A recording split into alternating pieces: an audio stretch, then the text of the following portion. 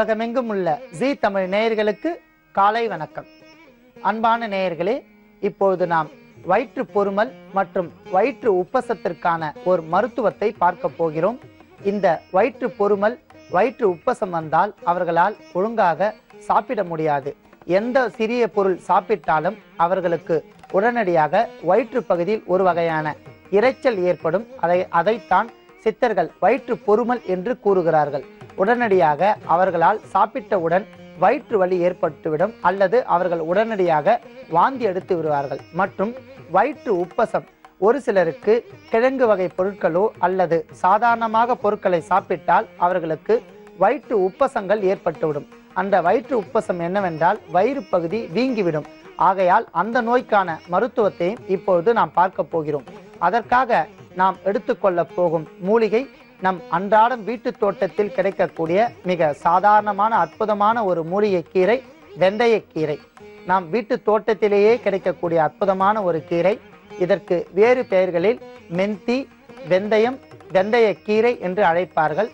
இந்த கீரையை நாம் மிக குளிர்ச்சியான கீரையாக கருதலாம். ஏனென்றால் இது உடல் வெட்டை மற்றும் உடல் உஷ்ணம், வயிற்று பகுதியில் உள்ள உப்பசங்கள், பல்வேறு வகையான நோய்கள், சர்க்கரை நோய் இவற்றையெல்லாம் தீர்த்து கொள்ளக்கூடிய அற்புதமான ஒரு கீரை இந்த வெந்தயக்கீரை.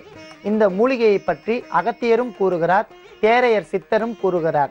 குவலயத்தில் வெந்தயக்கீரை கொள், எல்லா பிணிகளும் பறந்தோடிவிடும் என்று கூறுகிறார். வெந்தயக்கீரையை தினந்தோறும் சாப்பிட்டு வந்தோமானால் எல்லா வகையான நோய்களும் தீர்ந்துவிடும்.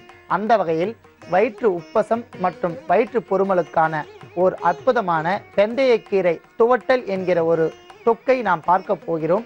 உணவே மருந்து என்கிற விதிமுறைப்படி நாம் உணவாக எடுத்துக்கொள்ளக்கூடிய எந்த பொருளும் மிக விரைவாக ஜீரணமாகி வயிற்று பகுதியில் உள்ள எல்லா குற்றங்களையும் நீக்கிவிடும். ஆகையால் வெந்தயக்கீரையும் நாம் எடுத்துக்கொண்டுள்ளோம். அடுத்ததாக மஞ்சள் பொடி கலந்த நீர். எந்த ஒரு கீரை, கிழங்கு வகைகள் பூமியில் இருந்து கிடைக்கக்கூடிய பொருள் என்பதால் அவற்றை நாம் நன்றாக சுத்தம் செய்ய வேண்டும். ஒன்று உப்பு கரைசலில் சுத்தம் செய்யலாம் அல்லது மஞ்சள் தூள் கலந்த நீரில் சுத்தம் செய்யலாம். இவற்றை சுத்தம் செய்வதால் அந்த கீரையில் உள்ள அழுக்குகள் பூரணமாக நீங்கிவிடும். ஆகையால் மஞ்சள் கரைசலை எடுத்துக்கொண்டுள்ளோம். அடுத்ததாக தாளிதம் செய்வதற்காக காய்ந்த மிளகாய். வயிறு பொருமல், வயிற்று உப்பசங்கள் நீங்குவதற்கான அற்புதமான ஒரு மருந்து பெருங்காயம். பெருங்காயத்தையும் எடுத்து வைத்துள்ளோம். அடுத்ததாக கடுகலப்பு, கடலை பருப்பு, உப்பு, புளி மற்றும் உளுத்தம் பருப்பு, நாட்டு பசுனை. எந்த ஒரு துவையல் செய்தாலும் நாட்டு பசுனையை பயன்படுத்தலாம். ஏனென்றால் உடலுக்கு குளிர்ச்சி தரக்கூடிய அற்புதமான ஒரு பொருள். ஆகையால் நாட்டு பசுனையும் நாம் எடுத்து வைத்துள்ளோம். இப்பொழுது இத்தனை பொருட்களையும் கொண்டு நாம் வெந்தயக்கீரை துவட்டல் என்கிற ஒரு துவையலை செய்ய போகிறோம். இதனால் இந்த கீரையினுடைய துவையலை நாம் சாப்பிட்டு வந்தோமானால் வயிறு உப்பசம், வயிற்று பொருமல் அடியோடு நீங்கிவிடும். ஆகையால் நாம் இப்போது அந்த துவையலுக்கான செய்முறையை இப்போது பார்க்க போகிறோம். முதலில் நாம் இந்த வெந்தயக்கீரையை தூய்மையான மஞ்சள் தூள் கலந்த கரைசலில் நன்றாக கழுவி எடுத்து கொள்ளலாம்.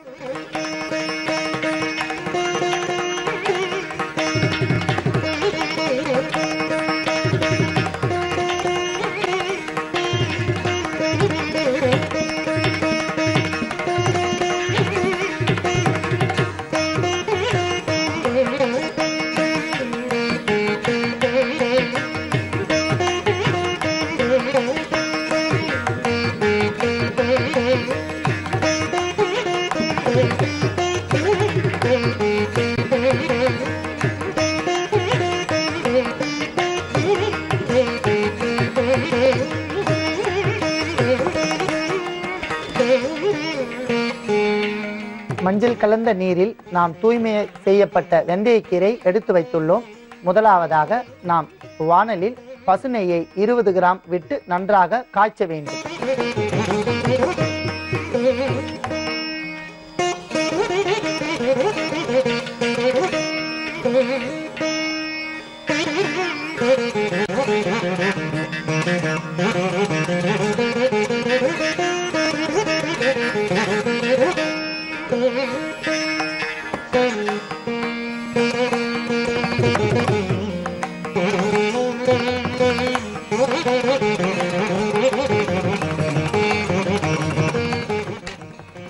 நன்றாக காய்ந்த பசுநெய்யில் அரை தேக்கரண்டி உளுத்தம் பருப்பு மற்றும் அரை தேக்கரண்டி கடலை பருப்பு சேர்த்து பொன்னிறமாக வறுக்க வேண்டும்.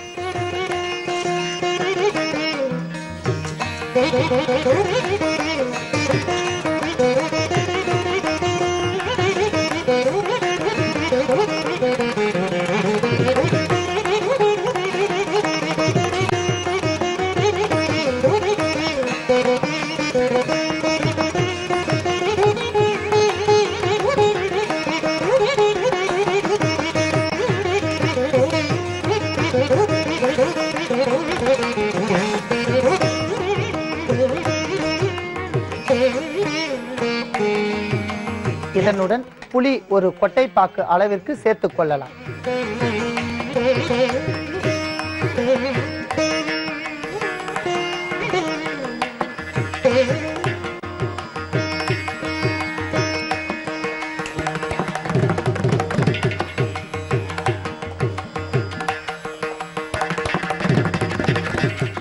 காய்ந்த மிளகாய் வற்றல் எண்ணிக்கையில் 5 அல்லது 6 சேர்த்துக் கொண்டால் போதுமானது.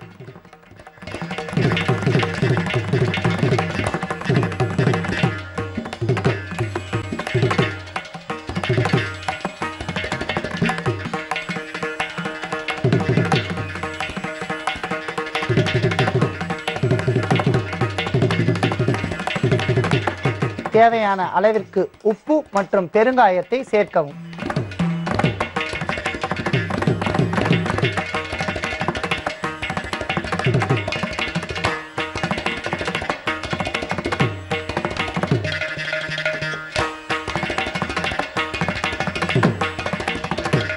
இறுதியாக தூய்மை செய்யப்பட்ட வெந்தயக்கீரையை சேர்த்து நன்றாக வதக்கவும்.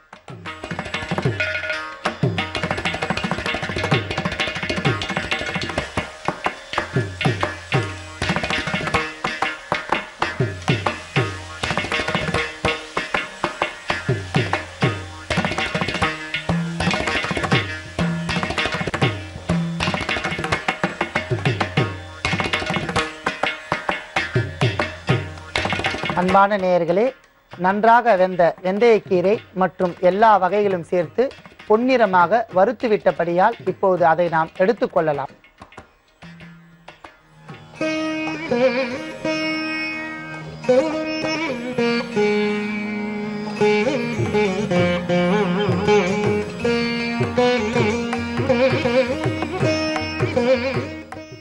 அன்பான நேயர்களே, எல்லா பொருட்களும் பசுநெய்யில் நன்றாக பொன்னிறமாக நாம் வறுத்து எடுத்து வைத்துள்ளோம்.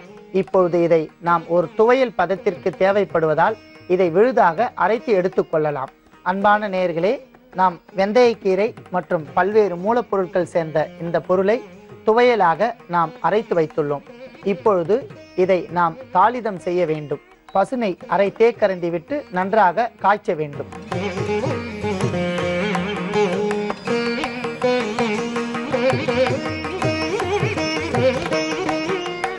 கடுகளப்பு தேவைக்கேற்ப தாளிதம் செய்ய பயன்படுத்தலாம்.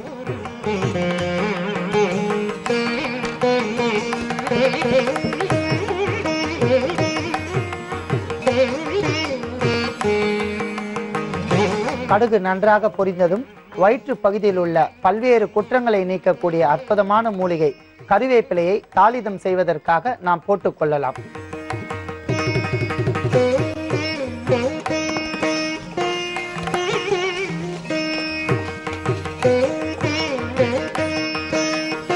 அரைத்து வைத்த வெந்தயக்கீரை விழுதை அதனுடன் சேர்த்து நன்றாக வதக்கவும்.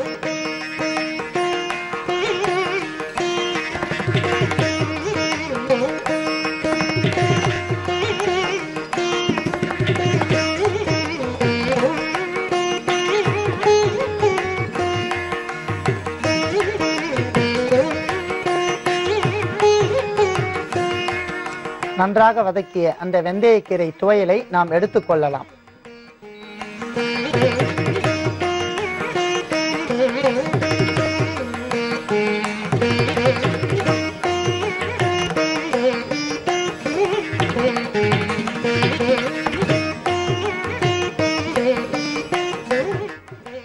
அன்பான நேயர்களே, சுமார் 1 மாதம் வரை இந்த துவையல் கெடாது. ஏனென்றால் இதில் வெங்காயம் தக்காளி போடாமல் செய்த துவையல் என்பதால் இதற்கு கெடும் தன்மை இருக்காது. ஆகவே இதை ஒரு காற்று புகாத கண்ணாடி பாட்டிலில் நாம் பத்திரப்படுத்தி வைத்துக்கொண்டு நெஞ்சு எரிச்சல் மற்றும் இதயவலி மற்றும் வயிறு உப்பசங்கள் மற்றும் வயிற்று பொறுமல் இருப்பவர்கள் ஒரே ஒரு உருண்டை பாக்களவு அல்லது ஒரு நெல்லிக்காய் அளவு எடுத்துக்கொள்ளலாம். இந்த அளவு மட்டும் எடுத்துக்கொண்டு சாதாரணமாகவே வாயிலிட்டு நன்றாக மென்று சுவைத்தோமானால் வயிற்று பொறுமல் பூரணமாக தீர்ந்துவிடும் மற்றும் வயிற்று உப்பசம் உடனடியாக நிவர்த்தியாகிவிடும். அன்பான நேயர்களே, இதை நாம் நண்பகல் வேளையில் சாதத்தோடும் பிசைந்து சாப்பிடலாம். அந்த அளவிற்கு மிகுந்த நறுமணம் உள்ள சுவையான ஒரு வெந்தயக்கீரை துவையல். இந்த சித்தர்கள் துவட்டல் என்று கூறுகிறார்கள். வெந்தயக்கீரை துவட்டல் துவையல் எல்லாம் ஒன்றுதான். இதை செய்து வைத்துக்கொண்டு தேவைப்படுகின்ற காலத்தில் நாம் பயன்படுத்தி வந்தோமானால் வயிற்று பொறுமல் மற்றும் வயிற்று உப்பசம் என்கிற நோயிலிருந்து பூரணமாக விடுதலை பெறலாம். நாம் இப்போது அற்புதமான ஒரு தீநீர் ஒன்றை பார்க்க போகிறோம். இந்த தீநீருக்கு அகத்தியர் வைத்த பெயர் திப்பிலி ரசம் அல்லது திப்பிலி தீநீர் என்று பெயர். இந்த திப்பிலி தீநீர் அற்புதமான மூளை நரம்புகளை பலமடைய செய்யும். எப்போதுமே மூளை நரம்புகளுக்கு பலம் இருந்தால்தான் நமக்கு உடல் ஆரோக்கியம் ஏற்படும். ஏனென்றால் என்சான் உடம்பு என்று சொல்லக்கூடிய இந்த உடம்புக்கு எல்லா வகையான கட்டளைகளும் மூளையிலிருந்தே நமக்கு கிடைக்கின்றன. ஆகையால் மூளை பகுதியை எப்போதுமே நாம் சுறுசுறுப்பாக வைத்துக் கொள்ள வேண்டும். அந்த சுறுசுறுப்பு என்று சொல்லக்கூடிய அந்த வார்த்தைக்கு என்னவென்றால் மூளையை எப்போதுமே குளிர்ச்சியாகவும் பலமுடையதாகவும் வைத்துக் கொள்ள வேண்டும். மூளை பகுதியில் உள்ள செல்கள் மற்றும் நரம்புகளை நோய் தாக்காத வண்ணம் பாதுகாத்தால் நம் உடம்பிற்கு எந்த வகையான நோயும் தாக்காது. அந்த வகையில் அகத்தியர் பெருமான் திப்பிலி தீநீர் ஒன்றை கூறுகிறார். இந்த தீநீரின் பயன் என்னவென்றால் மூளை நரம்புகள் பலம் பெற்று மூளைக்கு சுறுசுறுப்பு ஏற்படும். இப்போது அந்த திப்பிலி ரசத்தை எவ்வாறு நாம் தயாரிக்கப் போகின்றோம் என்பதையும் அதற்கு என்ன பொருட்கள் தேவைப்படும் என்பதையும் பார்க்கலாம். முதலாவதாக திப்பிலி. திப்பிலியில் 2 வகை உண்டு. கண்டந்திப்பிலி, அரிசி திப்பிலி. கண்டந்திப்பிலி பார்ப்பதற்கு வெண்மையாக இருக்கும். அரிசி திப்பிலி என்று சொல்லக்கூடிய திப்பிலி கருப்பாக இருக்கும். ஆகையால் நாம் அரிசி திப்பிலியை எடுத்துக்கொள்ளலாம். அடுத்ததாக மிளகு. செல்கள் மற்றும் இரத்தத்தில் உள்ள பல்வேறு வகையான குற்றங்களை நீக்கும் நஞ்சுக்களை முறியடிக்கக்கூடிய அற்புதமான ஒரு பொருள் மிளகு. மிளகிற்கு மூளை பகுதியில் உள்ள எல்லா செல்களையும் தூண்டிவிடக்கூடிய ஆற்றல் இருப்பதால் மிளகையும் நாம் எடுத்துக்கொள்ளலாம். அடுத்ததாக சீரகம். இரத்தத்தை சுத்திகரிப்பதோடு இல்லாமல் இரத்தத்தில் உள்ள பல்வேறு வகையான குற்றங்களை நீக்கும் இதயத்தை பராமரிக்கக்கூடிய அற்புதமான ஒரு பொருள் சீரகம். சீரகத்தையும் நாம் எடுத்துக்கொள்ளலாம். அடுத்ததாக பெருங்காயம். மிக சிறந்த மனமூட்டியாகவும் மூளை செல்களை சுறுசுறுப்பாக வைத்துக் கொள்ளக்கூடிய ஆற்றல் இந்த பெருங்காயத்தில் உள்ளது. இந்த பெருங்காயத்தில் உள்ள என்சைம்கள் மூளையை சடாரென தூண்டிவிடக்கூடிய ஆற்றல் இதற்கு உள்ளதால் இதையும் நாம் எடுத்துக்கொள்ளலாம். இவை 4ஐயும் கொண்டு நாம் இப்போது தீநீர் ஒன்றை தயாரிக்கப் போகிறோம். அதற்காக 100 மில்லி தண்ணீரை நன்றாக காய்ச்ச வேண்டும்.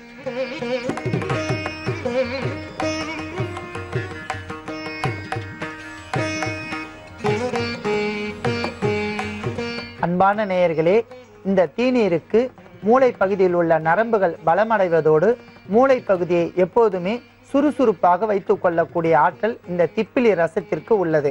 இந்த திப்பிலி ரசத்தை சிறு குழந்தைகள், படிப்பவர்கள் மற்றும் அளவிற்கு அதிகமாக இரவு வேளையில் கண்முழித்து கணினியில் பணி செய்பவர்களுக்கு தந்தால் அவர்களுடைய மூளை மிகுந்த சுறுசுறுப்படைந்து அவர்களுக்கு மூளை நரம்புகள் அளவிற்கு அதிகமாக பலம் பெறும். ஆகையால் படிக்கின்ற காலத்தில் குழந்தைகளுக்கும் இந்த தீநீரை தரலாம். அவர்களுக்கு உடல் சோர்வு மற்றும் மூளைச்சோர்வு ஏற்படாது. ஆகையால் இந்த தீநீரை எல்லாருமே பயன்படுத்தினால் மிகுந்த நன்மை தரும். நன்றாக கொதித்து கொண்டிருக்கின்ற அந்த நீரில் நாம் முதலில் பெருங்காயத்தை 1/4 தேக்கரண்டி சேர்க்கவும்.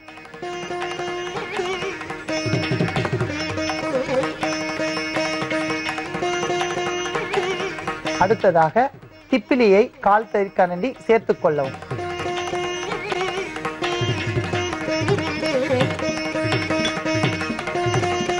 இதனுடன் சீரகம் மற்றும் மிளகு 5 கிராம் சேர்த்துக் கொள்ள வேண்டும்.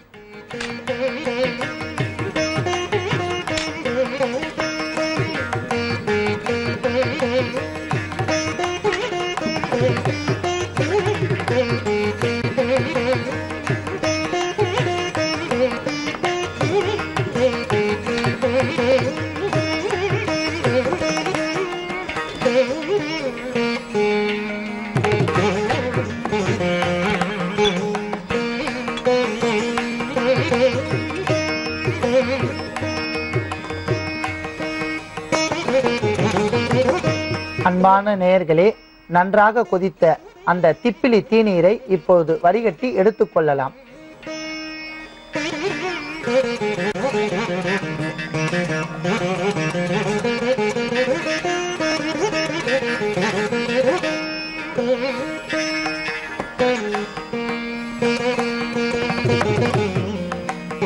அன்பான நேயர்களே, அற்புதமான இந்த திப்பிலி ரசத்தை நாம் இப்பொழுது வடிகட்டி எடுத்து வைத்துள்ளோம். இந்த திப்பிலி ரசத்தை மாதத்திற்கு 2 முறை மட்டுமே அருந்த வேண்டும். காலை வேளையில் மட்டுமே அருந்த வேண்டும். அப்பொழுதுதான் மூளை பகுதிகள் நன்றாக சுறுசுறுப்படைந்து மூளை நரம்புகளுக்கு மிகுந்த நற்பலன்கள் ஏற்படும். சிறு குழந்தைகள் என்றால் அவர்களுக்கு 20 மில்லி அளவிற்கும், பெரியவர்கள் என்றால் 50 மில்லி அளவிற்கும் இந்த தீநீரை அருந்தி வந்தால் அவர்கள் மூளை பகுதி சோர்வடையாமல் மிகுந்த ஆரோக்கியத்துடன் இருக்கும். இந்த தீநீரை அருந்தி வரும் வேளையில் மிகுந்த நற்பலன்கள் ஏற்பட்டு கண்கள் மற்றும் மூளை பகுதி குளிர்ச்சி அடைந்து அவர்களுக்கு தேவையான ஆரோக்கியத்தை தரக்கூடிய அற்புதமான தீநீர். நீங்களும் தயாரிக்கலாம். இந்த தீநீரின் மகத்துவத்தை பிறருக்கும் கூறலாம். இப்போது இரத்த சோகையை நாம் ஒரு தீநீர் மூலம் எவ்வாறு அதை சரி செய்து கொள்ளலாம் என்பதை பார்க்க போகின்றோம். எப்பொழுதுமே இரத்த சோகை உடையவர்கள் பழங்கள், உலர்ந்த திராட்சைகள் மற்றும் மூலிகைகளை உட்கொண்டால் அவர்களுக்கு இரத்த விருத்தி ஏற்படும். இரத்தத்தில் உள்ள அணுக்களை விருத்தி செய்து கொண்டால், விருத்தி என்றால் அதிகரித்து கொண்டால் அவர்களுக்கு இரத்த சோகை ஏற்படுவதற்கான சாத்தியக்கூறுகளே இருக்காது.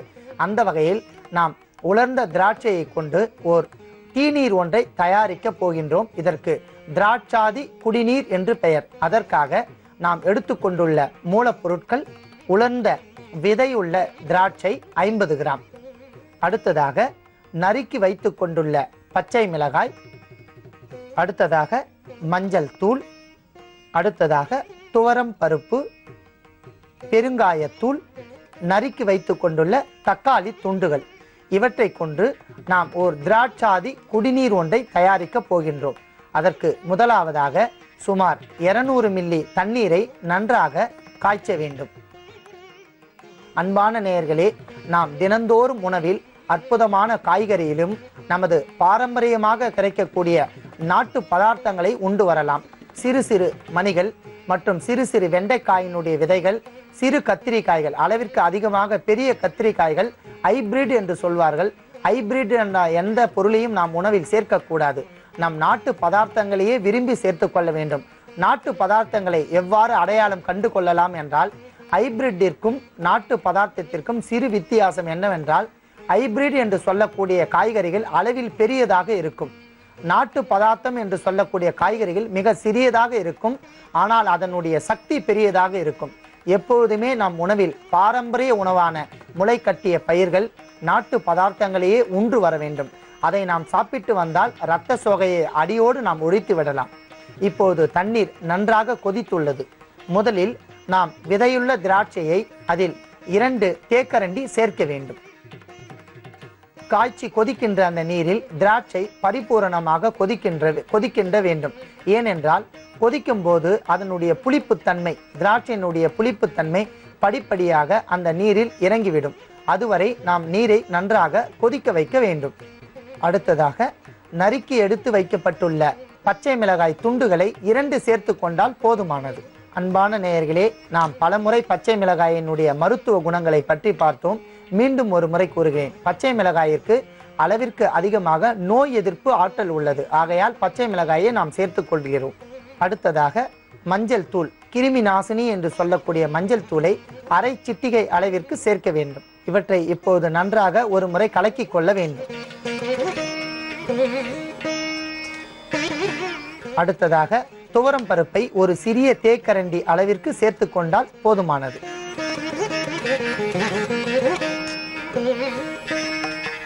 அடுத்ததாக நறுக்கி எடுத்து வைக்கப்பட்டுள்ள தக்காளி துண்டுகளை 2 சேர்த்து கொண்டால் போதுமானது.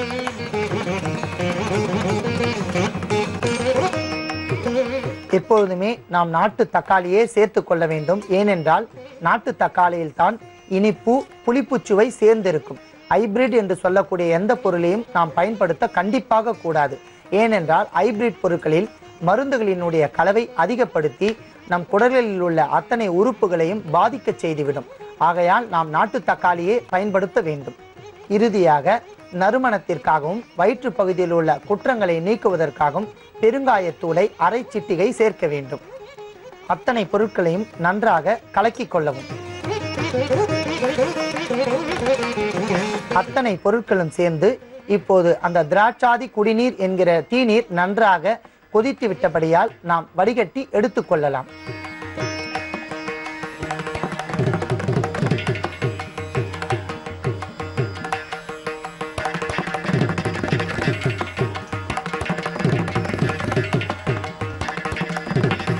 அன்பான நேயர்களே, வெளிர் மஞ்சள் நிறத்தில் திராட்சாதி குடிநீரை நாம் அற்புதமான முறையில் தயாரித்து வைத்துள்ளோம். இதில் திராட்சை மற்றும் பல்வேறு வகையான மூலப்பொருட்கள் சேர்ந்த அற்புதமான திராட்சாதி குடிநீர் மிகுந்த இரத்தத்தை சுத்திகரிக்க செய்வதோடு ஹீமோகுளோபினுடைய எண்ணிக்கை அதிகரிக்க செய்யும். அதோடு மட்டுமல்லாமல் இரத்தத்தில் உள்ள அணுக்களை அதிகரிக்க செய்வதோடு இரத்தத்தை விருத்தி அடைய செய்யக்கூடிய அற்புதமான ஒரு பொருள் இந்த திராட்சாதி குடிநீர். அன்பான நேயர்களே, இரத்த சோகை உடையவர்கள் கண்டிப்பாக இந்த திராட்சாதி குடிநீரை செய்து தினந்தோறும் குடித்து வரலாம். படிப்படியாக அவர்களுக்கு இரத்த அணுக்கள் வளர்ந்து கொண்டே இருக்கும். திராட்சாதி குடிநீரை இரத்த சோகை நோய் இல்லாதவர்களும் சாப்பிடலாம். ஏனென்றால் அவர்களுடைய இரத்தத்தை சுத்திகரிக்க செய்யும். அற்புதமான இந்த திராட்சாதி குடிநீரை கண்டிப்பாக ஆண் பெண் அனைவரும் அருந்தலாம். மேலும் இந்த திராட்சாதி குடிநீரை நீங்களும் செய்து கொண்டு பிறருக்கும் கூறும்படி கேட்டுக்கொள்கிறேன். நன்றி, வணக்கம்.